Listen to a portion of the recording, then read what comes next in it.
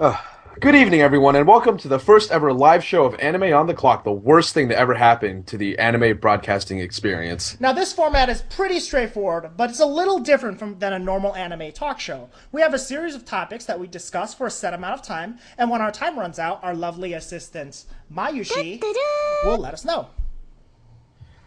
We have a lot to cover today, and I'm really fucking drunk, so let's get going. I'm Akira, and I'm joined by my co-host Kevo, and we are on the clock. Now, let's start with 5 good minutes on the steady decline of the BISHOUJO games industry. Now, recently, Akira, you sat down with Minori, a BISHOUJO games developer, and he's painted a less than optimal picture of the state of the BISHOUJO games industry. I didn't sit down with anybody. Some fucking magazine in Japan sat down with them, and but you know the point is the same. Basically, the general picture is that sales have been going down, the market is shrinking. You know, you're seeing a huge contraction, both revenue and both market size, and there's really no way out of it. And from what Minori is saying, they're fucked. Like the entire industry is fucked at this point. Right, and basically the contributing factors is industry sales have been down down around 27% since the middle of the 2000s. There's not very high development cost per title, but a very fast product life cycle. And then, you know, sales going down, rising development costs. It doesn't paint a good picture for the future of the industry. No, it really doesn't. And to be honest, I mean, the big problem is this really, really shitty shelf life. You know, most games have a shelf life of 3 days. So after 3 days, people stop buying these games, and it's a huge problem. Even though, ironically, the big hits in the BISHOUJO industry, like BISHOUJO game industry, are becoming anime like more and more regularly, in my opinion. Right, and okay, so the main basically the main things I imagine from a quote unquote successful game is it becomes anime or it gets ported. How profitably viable are those two options? So we have no idea what kind of revenues the gaming would bring because it's not something we already talked about. But porting is not really that great of an idea. It doesn't really make that much more sales. I mean, the one thing is like it's a quick, easy thing, right? Because you can, you can try to go ahead and just take the original data and take out the auto scenes and port it to a PS2 or PS3 platform. But the big problem is you need to make up about 50%. You need to sell about half as many copies as you did for the original game, right, in order to make back that cost, and that's like relatively impossible. Right. And here's the thing, because of that low economies of scale. The thing that I thought was surprising to me is that new Eroge are $95 American retail. Is that real? Is that true? Yeah, that's very casual. That generally is how much it's been. It's been around that cost for about the past 5 years now. Now you imagine, like, I don't know about you, but I imagine that if I was into that stuff, I still wouldn't pay $95 for a video game. I mean, but you're still think about the AAA titles we have here stateside. Yo, chill out. Because like you're not just getting the video game, you're getting all kinds of goods. You know, you're getting your little fleshlight, you're getting your like pornographic like sheet covers, you're getting all kinds of cool shit. I guess we can call it that. Yeah, you're getting all kinds of cool shit, you know? So it's kind of worth it, but not really. Especially for the company. The more goods they produce, the bigger hole they sink into. But they're like, we have to make these goods or else we can't sell in the first 3 days. If we don't sell in the first 3 days, we're fucked. Right. I mean, like, a development cost of around $300,000 American doesn't seem like a lot. But, what level of sales how often do these games break even? Oh, I mean, the reason why there's so many fucking companies that are going under these days is because these games, like, don't really sell well. There's no, it's really sad because the industry is shifting to a patronage model. Okay. Like, as in, like, whatever the consumers want, we'll just, like, suck their D and, like, make it. You know? And people who buy, like, Eroge are gonna want the same fucking thing over and over. I mean, I think, in the end, shrinking sales, rising development costs, I don't think that... Do you think, really, that the BISHOUJO game industry will tank in the next 10 years? I mean, yeah, it's already tanking. It's shrinking. Do you think it's going to be gone? No. It's going to be it's going to be a patronage-driven market, where, like, I would say probably a handful, I would say, like, maybe 10 to 20, like, large studios make games for the people who are really, really hardcore and really, really want to buy them. Yeah, I don't know. Like, I think Eroge is going to a really bad place. Visual novels, I'm not so sure. like Type Moon has been doing very well, Right. so it's like unclear to, and like also like Nitro Plus has been doing very well, so it's really unclear to me where that's headed. But I think eroge is going to tank within the next 10 years for sure. I don't think it's gonna like cease to exist because very few things cease to exist in the otaku industry, but it's Right. definitely going to tank massively. Right. Well, on the bright side, worst comes to worst, 4chan could just make more Katawa Shoujo, right?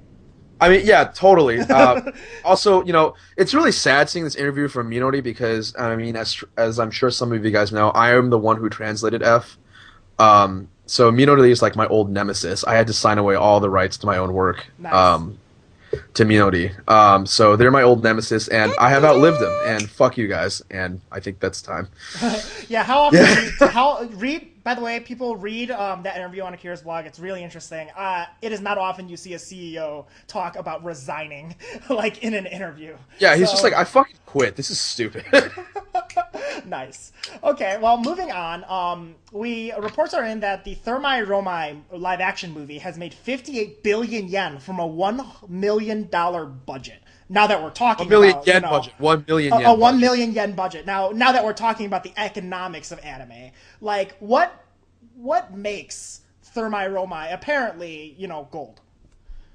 The fact that it features Abe Hiroshi is probably a big part of it.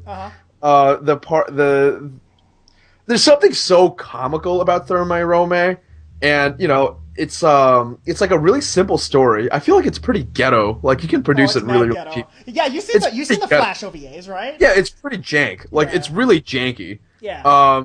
And like everyone loves it because it's like about Romans and how Romans like got their technology from the Japanese. It's like super wacky and like people love that time travel shit these days, especially in East Asia. Like actually there's like a big trend towards like time travel novels both in China and in Japan and like in Korea, I think. Right. So like this is like exactly the kind of shit people love.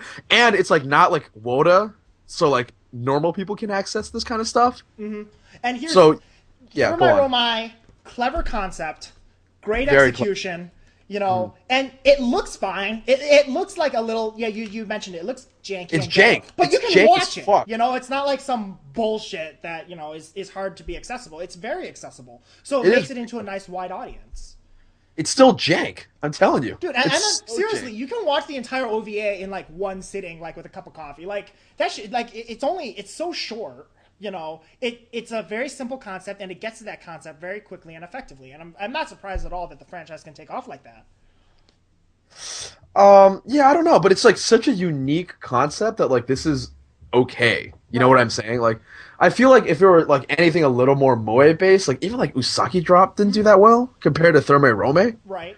Because THERMAE ROMAE is just so out there, and like this is the kind of stuff that anime needs more. I know I'm talking through the timer. I'm sorry, but like this is the kind of stuff that we need more from our anime. Just like things that are widely accessible to a more general population. Like this is the problem with BISHOUJO games too. Is like they're like, oh, we have to like drive into this patronage model, and then they just like cater to And then like they pander to their fans, and then a lot of innovation I think just can easily go right out the window. Yeah, it's ridiculous. It's ridiculous. Anyways, moving on. Speaking of the exact opposite kind of franchise as THERMAE ROMAE, reports are in that the Idol Master franchise is now valued at a cool $100 million.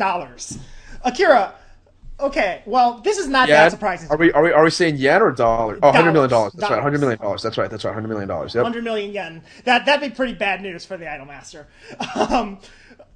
Now, this franchise has been around forever, okay, and it's been milked to death. We got games, we got OMAKE, we got PSP games, we got an anime, right?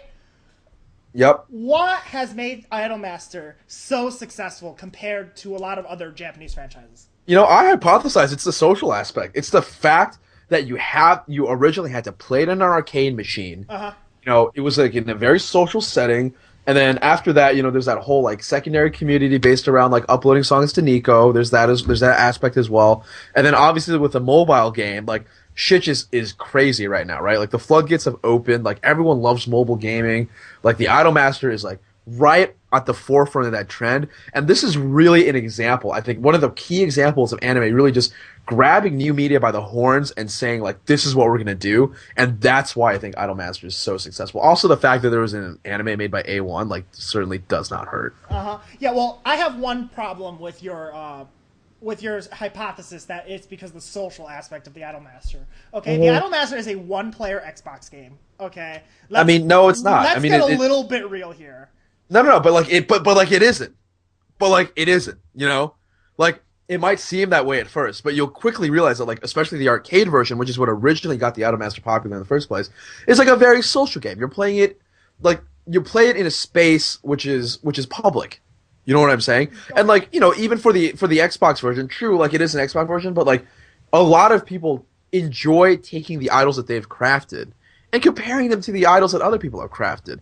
And that's what's really interesting, you know, because the Idolmaster is such an open-ended game that you can have like these different kinds of comparisons. And like, I don't know, like now that they've made it like truly social, I think it's unstoppable. I think Idolmaster is going to be around for. Cinderella Girls is a little scary.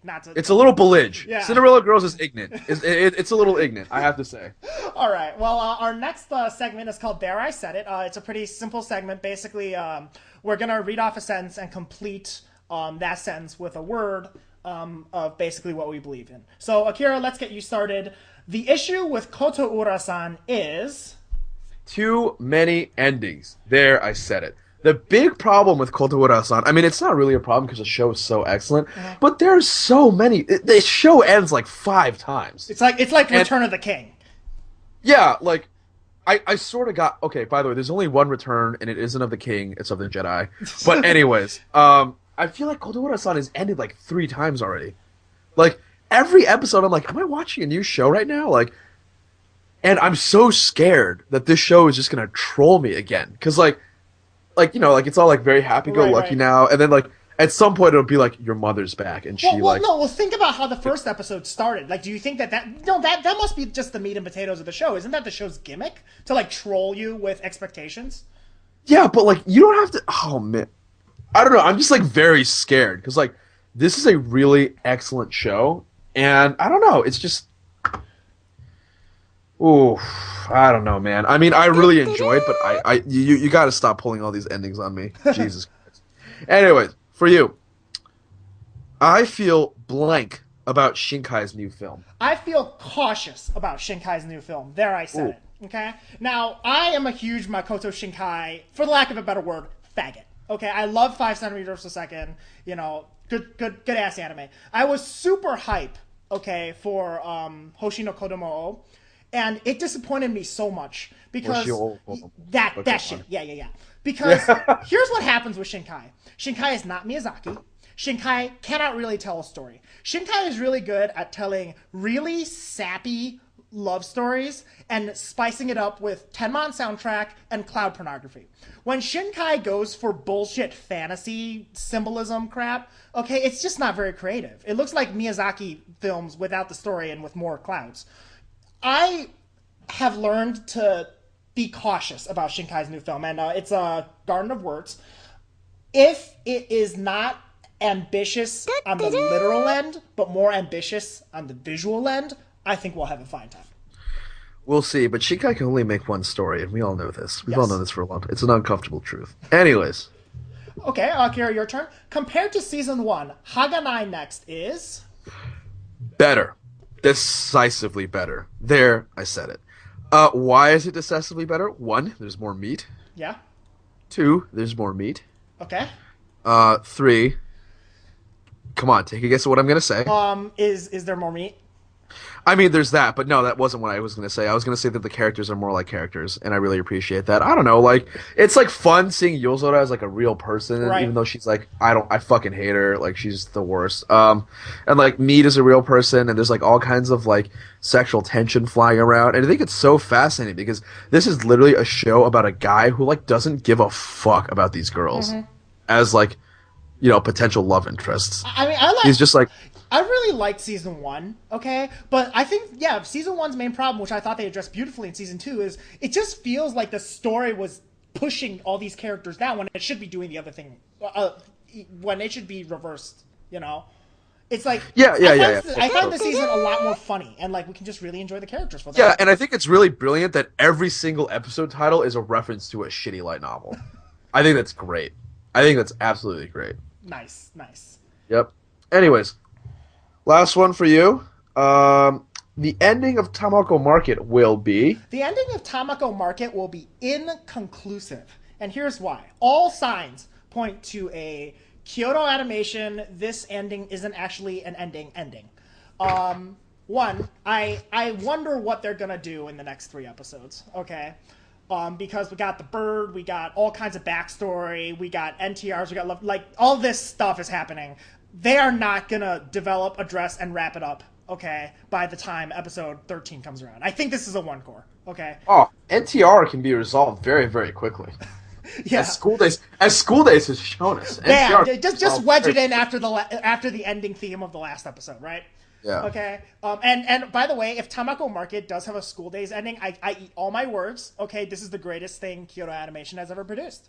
Okay. But they're not going to, because Kyoto Animation. And here's the thing. And Kyoto Animation wants dripping more. vaginas for they everyone. want to make a second season of this bullshit because they were just testing to see if this original story can fly. And if it flies, okay, they'll end the anime in a really like bullshit way and then leave people wanting a second season. I know your tricks. Kyoto Animation is the scum of the industry.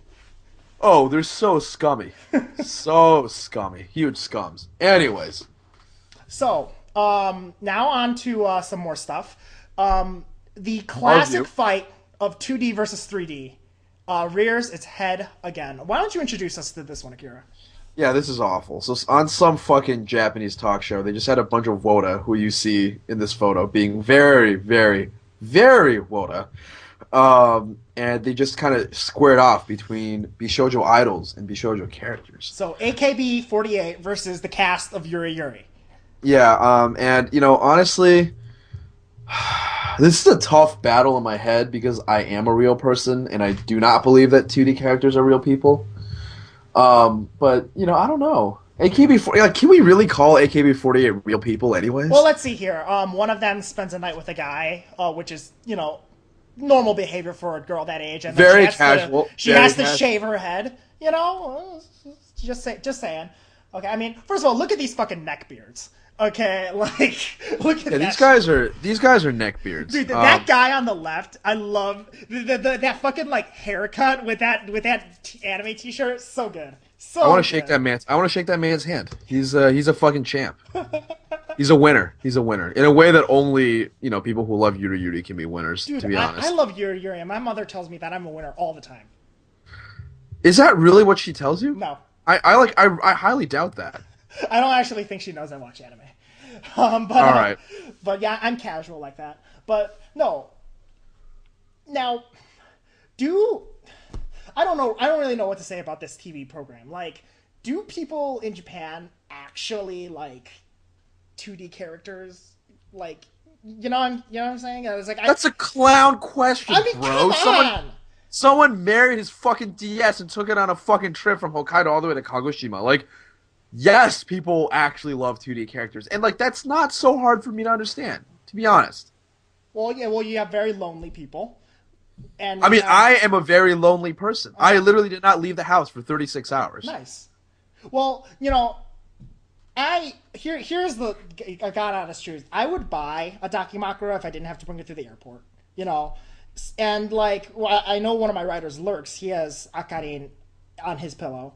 You know, and I guess I can understand it, but it's just that, I don't know. I guess it's because it's Yuri Yuri. By the way, personally, I would go for the Yuri Yuri choice. What about you?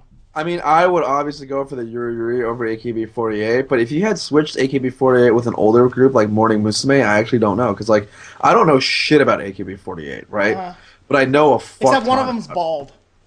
Yeah, too soon. It's never too soon, Akira. It's never too soon. But, like, you know, I grew up with Morning Musume. So if you had me choose between an idol group I actually care about and anime characters that I actually care about, it's very, very difficult for me to choose. And to be honest, they're all characters. Right. Every single person in AKB48 is a character. But, like, I don't know, like, it's a harder choice for me. You know, it just all comes down to the aesthetics. And honestly, sometimes real people look pretty good. I'm not gonna lie, real people look great sometimes. Yeah, they most of the time. do. Especially the guy on the right with the red sweater. He's rocking that thing. That guy is a boss. Anyways, so let's go into spring 2013. Spring 2013 is right around the corner. Two shows that I'm looking forward to kind of a lot is Hentai Oji to Wawarai Nai Neko, and of course Railgun Season 2. Just really liked Railgun Season 1. I thought it's index done right, because it's not Toma screaming at the bad guy for like 30 minutes and then punching them. And then, Hentai Oji to Wawarai Nai Neko, I mean, that's drawn by Kantoku, so I'm okay with that. And they can do whatever they want. Akira, what two shows are you looking forward to? Okay, so Aku no Hana. Okay. Obviously, because Aku no Hana is a great manga. It's, like, very intense. Okay. Very, very, like, it kind of just, like, there's, like, the feeling of like the manga just taking you by the neck and strangling you slowly, and it's great. So I'm really excited to see what they're going to do with that. And it's also an all-star production staff. I'm actually really looking at Orimo Season 2, just because it's going to finish it up, and I'm really interested in how it ends. Not because I actually care about any of the characters, but just so I'll have something to talk about. Nice. Now, honestly, you took the better choices. I like very much looking forward to Railgun S. I'm also very looking forward to Naruto-san Wara. Wara, the second season of Naruto-san. What are they gonna do in the second season? They're gonna do more of the same thing. It's gonna be Naruto being like, Mashiro, I want to bone you really hard, and he's just like, ew, get away from me. Mashiro's a fucking jackass. That was my main problem with that show. But like, no one gives a fuck about him. Yeah, exactly. No one gives a fuck about him, and he has the balls to be a jackass. Right, and like, I mean, he's a jackass because, I don't know, like, slavers from Alien World, like, I'm fucking, like, Boba Fett is after him, basically. And, he has Naruto who tries to protect him, and Naruto also, like, wants his D, like, really, really badly, and he's, like, not down. And, like, I feel like Naruto Wara is just gonna be more of, like, I want your D, and, him being like, I'm not down for you to have my D. I feel like that's all it's gonna be. Right. And it's gonna be not that funny. Right. To be honest. Now, Akira, because I'm a plebeian and my choices are shitty adaptations of light novels and manga, what is Aku no Hana about? That's a really tough question. Aku no Hana is about the title, I know it might be about a black flower. No, it's actually not. It's got nothing to do with that. Actually, it's about a guy who steals his crush's gym clothing. Oh, okay. I can relate.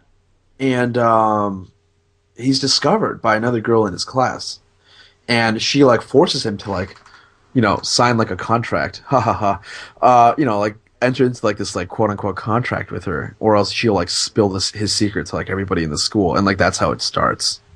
And it's like very, very threatening. Like the manga itself is just menacing in a way that in the way that I've never seen a manga be menacing before. And like that is super fascinating to me. Well, no matter what, it looks like we have a good, nice supply of anime to watch next season. I'm excited. I mean, we got wait. For y'all motherfuckers out there who are like, oh, the next season sucks. You are all just Philistines. Dude, okay. Everyone says that the season sucks before it even starts airing, and halfway through the season, like, they just shut the fuck up, because you just need to watch shows, okay? You need to deal with it. Yeah, like, remember everyone was like, oh, Sasami-san's gonna be so good, and then, like, it, like, wasn't. Yeah, and like, a few seasons ago, it's like, oh, man, this season... Everyone says that the season sucks, and then, like, the season either turns out great or okay. Everyone just needs to calm the fuck down. All right. Well, let's go into our next section. It's Omake. This is the last minute of our show, and we're just gonna go through a few topics, rapid fire. So let's get started. Yep. Girls on Panzer is gonna resume March 18th. Day can't come quick enough, right, Akira? I don't give a fuck about Girls on Panzer. You're so bad. You're so bad. Yep. Aniplex USA to dub Sword Art Online. Who benefits? Well, I mean, I guess a lot of people benefit, but like, who benefits from this? I think this is the most least surprising news item of the universe. Well, it was. Yeah, that's true. It's the inevitable, not the if or.